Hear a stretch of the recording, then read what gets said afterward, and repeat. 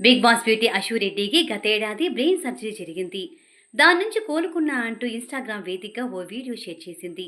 అందులో ఆమె పంటి కింద నొప్పి భరిస్తూ ఆపరేషన్‌కు సిద్ధమైంది. ఇందుకోసం తలపై భాగంలో కొంత జుట్టును కూడా తీసేశారు.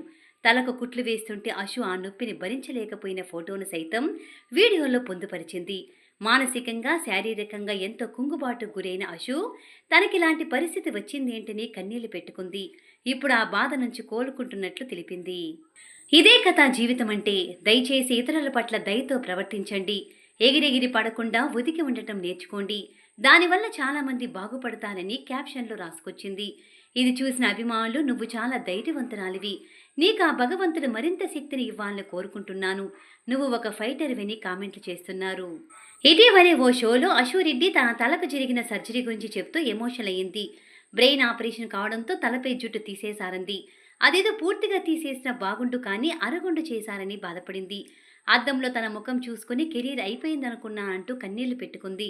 డాక్టర్లు 6 నెలల పాటు విశ్రాంతి తీసుకోమంటే అశు ఖాళీగా ఇంట్లో కూర్చోవడం ఇష్టం లేక 2 నెలలకే సెట్స్లో అడుగుపెట్టింది. విక్స్తో తన అరగుండును కవర్ చేసుకుని కెమెరా ముందుకు వచ్చింది. వర్క్లో బిజీ అవడం వల్లే తను కోలుకున్నా అంటోంది. డబ్ స్మాష్ వీడియోలతో ఫేమస్ అయింది అశురెడ్డి. అచ్చుగుద్దినట్ల సమంతలా ఉండటంతో తనకు బాగా క్రేజ్ వచ్చింది.